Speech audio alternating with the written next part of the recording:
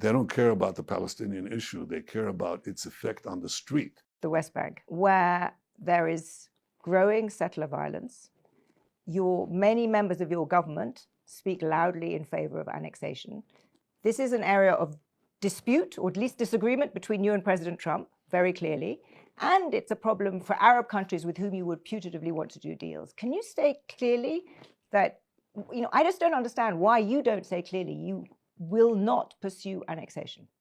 Well, I've said clearly something else. I've said that whatever the solution will be between us and our Palestinian neighbors, it will be one in which we will maintain the sovereign power of security because the area is too small. I mean, this is Greater London. The whole thing between Israel, the Judea, Samaria, the West Bank, and up to the Jordan River is Greater London.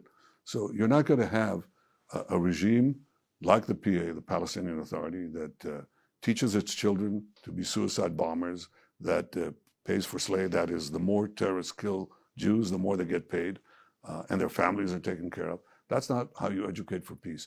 And until we see a change there, Israel will have to be the country that controls security west of the Jordan. Now that, people say, that's not full sovereignty. And I say, you're right.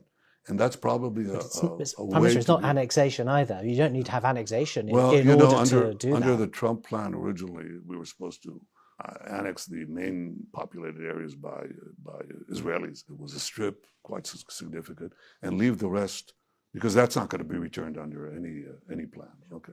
And then he said, okay, there's this outstanding question, assuming there'll be genuine reforms in the Palestinian Authority or in the Palestinian polity there that recognizes Israel's right to exist, cease to conduct lawfare and delegitimization and attempts to drive us to indefensible lines. When that changes, you'll have a real discussion. Isn't it important, though, for your Arab partners as well, in order to say... Yes, it's important in public conversations. In private conversations, you want the truth. I mean, beyond the regular things. Many of them don't give a hoot. They don't care about annexation.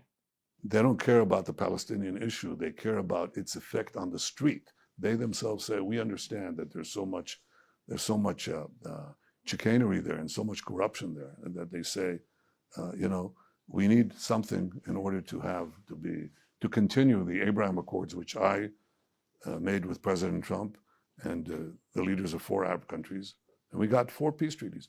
And in fact, it's because they put aside this question and didn't try to drive it into a wall that we had the peace agreements with the Emirates, with Bahrain, with Morocco, and Sudan.